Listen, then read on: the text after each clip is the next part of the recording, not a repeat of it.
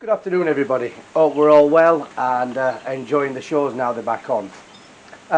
Just today's episode is not an in-depth episode, but I've been asked so many times about what I'm feeding my birds this time of year, and it goes without saying every bird is different, and obviously my feeding routine is probably going to be different to most people. But I just wanted to explain why I feed these birds, what I feed them this time of year, whether it be the shorebirds or the stock birds for the coming breeding season.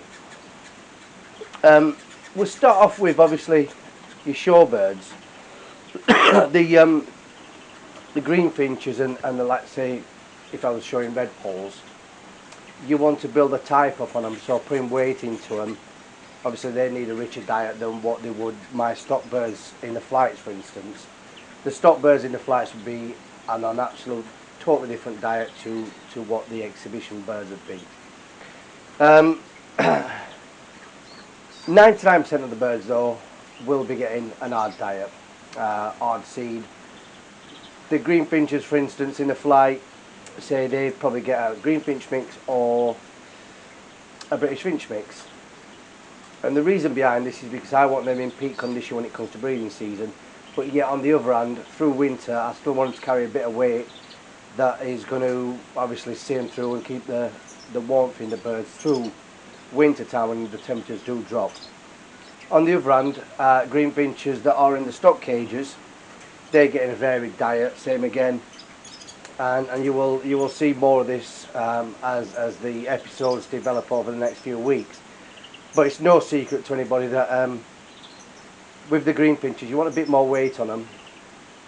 On the other hand, not overweight, to build the type up on the breast of the green finch and get them slightly heavier. Saying that, there is the fine line between too heavy and obviously looking in the type that we're looking for. But what I do with my birds, like I've said in the previous episode, I soak a TK conditioning mix for pigeon, mix it with greenfinch mix, and the birds that need more weight on will get that because obviously they can, the seed holds water, which helps build up obviously a better stock in the bird itself. The canaries, for instance, they're not getting any special mix whatsoever. The exhibition canaries, or the fives that is, and maybe even Norwich, they've been having a general canary mix. It was actually canary with van pellet, one that we do sell. We actually buy it in ourselves. But what I've noticed and what I've been told, and the more in depth I look at them, the more people are right. Some of the fives itself are carrying a bit too much fat on the undercarriage themselves, leaving them to look a bit rounded. So what I've done now is just give them a couple of weeks on plain canary seed to thin them off, and they can show that type a little better, and obviously it'll tighten up, especially with the fives, and same with the Norwich, because all they seem to do nowadays is shit and eat and obviously drink water. So it's just a matter of getting that balance right. The canaries in the flight, on the other hand, are just getting a 100% mixed canary mix, and obviously all the birds will get lettuce or a bit of broccoli, things like that, just to break the diet up throughout the week. But generally speaking, I mean, the birds itself are on an hard mix. When it comes to siskins, red poles, goldies, now that sun's shining straight through there. Siskins and red poles are known, they do eat, they're eating constantly. They've got a faster metabolism what a greenfinch has, so they need to be eating constantly. So this is where they need obviously specific diets for them birds, and I'll come more into the specialist or power seeds as I call them, that I do give all the birds, not just them. But siskin mix, for instance, which is a goldfinch siskin mix, has got more of your fattier foods in your nigers and stuff like that, and that is because they're all constantly eating. If they didn't get fed for 24 hours, chances are they'd be dead, because they need to constantly eat, and because that's all they do. The faster birds, everything about them's faster metabolism than what a canary would be. Crossbills as well. Crossbills diet is consistent of a hell of a lot of fattier foods. Sunflower hearts, hemp, safflower, that type of mix. I mean, a crossbill mix, if you actually look at a crossbill mix, is not much dissimilar to what a greenfinch mix is. But I just add a few fattier foods to the greenfinch mix for the crossbills, because them again, the same thing. They're constantly eating. When it comes to bullfinches, on the other hand, you just go for a general canary mix. I mean, there is a bullfinch mix out there, but it's a fine line between having your birds, because bullfinches do eat, they do gorge on food constantly. And if you've got a bullfinch in a cage to a bullfinch in a flight, the bullfinch in a flight is burning off that excess fat than what a cage wouldn't have. So just bear things like that in mind. It's not just a matter of, yes, I feed my birds hard seed. Every bird is individual and should be treated individually to its according needs, flights or otherwise. And bear this in mind. Obviously, the birds that I'm looking to breed next year, like the greenfinches, the fifes. So what I've done is my adult fife hens in one flight, adult five cocks in another. These are the ones that have obviously they produce the youngers that I'm showing now, and obviously they're the line that I've developed for the last few years with the birds that I got through Mark, unfortunately, under circumstances that was beyond us. We inherited them, but the old program for next year and the year after is obviously there in the program with the current year ones, and keep bringing the line on. If I had them birds in cages, they're not going to be as fit as what they would be obviously in a flight. And I do understand that not everybody does have flights, does have flight cages to the extent I've got these here. So in that circumstances, all I would do is change your perching levels. And someone did ask me last night exactly this: are his cages big enough to keep the birds fit? I think a fife would be fitting a double breeder, providing it's getting enough exercise in that cage. And like I said, if I was to put perches, like I've got this 6-foot flight cage here, one perch at the top, one at the bottom, one at the top again, and flying in between that shape, flying up rather than across, does give the bird more exercise and obviously result in a fitter bird. So that is obviously the basic diets that I've been giving them, and throughout the year I will keep you up to date with what I'm doing as the year progresses on, as we're looking to start conditioning again and things like that, and obviously keep you involved in how I'm doing it. But that is so much on the general diet. Every bird is individual, just remember that.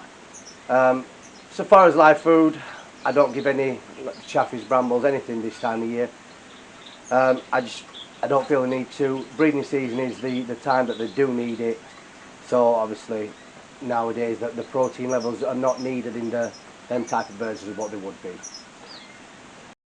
Now, as I explained earlier, power seeds. What do I mean by power seeds? Power seeds are specialist seeds, especially straight seeds, for instance. I've already told you about Forneo paddy and Perilla. We use Perilla. I mean, unfortunately, we've run out of obviously Perilla for sale because there's quite a lot of shortage and we can't actually get in the UK at the moment. But besides then, I've got a few more here that we do actually sell. We have got in stock now. Not cheap, but on the other hand, you're not going to use kilos and kilos of this anyway. Blue Moor. Everyone knows what Blue Moor is, poppy seed. Brilliant seed for birds, and everything about Blue Moor, when you put it on the, what I do with it basically, I'll just explain this quickly. We've got finger draws. I just put a finger draw full in, literally maybe only once a week, twice a month at the most, depending on where the bird is, because it's Blue Moor itself is full of fatty seeds, well, full of fatty oils, so you don't know, overdo it. On the other hand, I was talking to a guy at one of the shows the other day, and I explained what I do. Cut an apple in half, dip the apple in, and birds come that just finished in the nest, the one that's just jumped the nest, we'll pick that off there straight away, and it's got so much goodness in it that I think every shed should have blue moor regardless of what bird you've got. Like I said, the siskins would devour it, canaries love it. In fact, every bird I've got in here gets an helping of blue moor. Talking about the finger draws. Now, there's so many different varieties of finger draws out there on the market. Ones that we've got are these softer ones, squidgy finger draws. Now, nothing wrong with it. I mean, I'm using the old rigid finger draws. We've got actually shorter ones on a few of the cages up here. One thing I do tend to do is, if I like it, I'll use it. But one thing always been instilled to me by my dad: don't use too much of your own stock, because that's your profit going out the window. Now, good thing about these softer ones, bearing in mind the price of blue moor and the other seeds I'll show you shortly, it's not cheap. When you put them into the bars that are stiff like mine, what's going to happen if they're the rigid type? You'll put it in, it comes to the groove on the end there, and the seeds just pop everywhere, all over. Not where you want them. You want them in there so the birds can actually eat them. So that's a good thing about these softer ones that we've got. Just letting you know that, because obviously they are better. The seed gets into the birds, or the birds' cages where you want it, rather than being all over the floor. So the next seed is Gold of Pleasure. Now, this years ago used to be abundance everywhere. We used to be able to go and get it from any bird supplier, anywhere. But basically, this took me almost 6 months to get Gold of Pleasure. It seems to be, well, in fact, all the 3 sacks that I've got of these seeds took a hell of a long time to get. It's just down to Brexit and the crop this year. It's just obviously took a longer. Gold of Pleasure, brilliant seed again. Another power seed, what I would call a power seed. The birds do get it from variations. Bullfinches absolutely devour this. Siskins again, red poles, goldies, canaries. My old birds would get this, but like I said, not overpowering. Absolutely packed with omega-3 and 6. The same again, it's got the fatty oils in that your birds want if you are looking to exhibit them, because that does shine through on the feathers when they've had a bath, give it a few days. The sheen on the feathers, especially my yellow or the self green fives. Some of the fives, when they've had this after having the bath a few days later, look glistening, shining, and I put it down to the type of seeds that I'm feeding them. But yeah, another one, Gold of Pleasure. I wouldn't be without it, but I have been without it because it took me that long to get. The last one, but definitely not least, is 100% a favourite of siskins and red poles. Evening primrose. Everyone knows what evening primrose is. It's a perennial flower that grows here in the UK quite readily. A yellow flower. This is evening primrose. Like I said, siskins will absolutely devour it. Brilliant seed again, if you can call it seed. Look at it, it just looks like grated up bits of seed or broken down bits of seed, but this is actually brilliant seed in itself. And with these 3 together, I mean, don't get me wrong, you could mix all 3 together. I'd put half a kilo of each together, mix them in a bucket. At least then you're feeding them to individual birds, your greenfinches, your siskins, your red poles, to get an even share of obviously all 3 seeds mixed together. Down up to you, but I mean, like I said, it's not exactly cheap seed, it's power seeds that do benefit the birds a hell of a lot this time of year. Through breeding season, I won't give these birds, or any of my birds, this type of food. Totally different type of diet to what it is now, but this is where everyone's different. If it's not for you, it's not for you, but this is what I do with mine, and I'm no expert on diets or nutrition. I'm just talking of experience of what I gave my birds and when I give my birds what I do. And I'm quite happy with how my birds are turning out. So, must be doing something right in my opinion. So that's it for the seeds. I just want to talk quickly, obviously, about some show cages and things that we have had in and things like that. Now, regular viewers of our channel and followers on Facebook do know that we have obviously had show cages in well over the last month, but I got the first batch of 25, and within 2 days most of them cages are gone, because obviously the demand for show cages this time of year when it's show season is quite high. Don't worry though, we are having the second batch in shortly. They are just being painted up. They are completely built. It just takes time to get the paintwork right on them. I don't do it myself. I haven't built them myself, so I don't take credit for any of the work that is on these cages. But the final finish, in my opinion, was fantastic. The only cages that we do have available at the moment is Irish Fancy Canary cages. We've got 4 left in stock. If anyone is looking for Irish show cages, send me a message on here, either through Facebook or head over to the website, directbirdproducts.com. Like I said, show season is upon us, so if you're looking for them, snap them up now before it's too late, because I do know that once this batch that I've got has gone, it might be a long while till the next load comes in. Last but not least today, one thing we have just got in. Now, bearing in mind when I got these last time, within a month I'd sold out of both. Well, in fact, I sold out of the smaller ones. The smaller clay nest pans, ideal for everything. I have said this in way back when I started doing this about the type of nest pans, but these are brilliant. In fact, most people have started to use these for the new colours.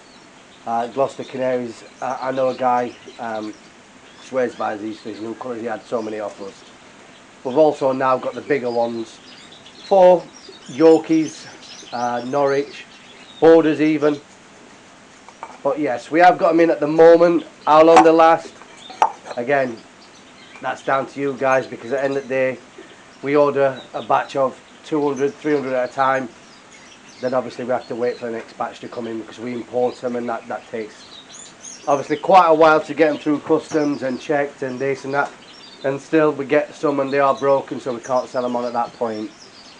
So if there is anything you do need regarding your bird keeping, showing, anything like that, head over to the website directbirdproducts.com, and if there's nothing, or if there's something on there you cannot see, simply send me a message. My telephone number is on there, or give me a call and I will help in any way I can. So that is it for today. Tune in to Friday's episode.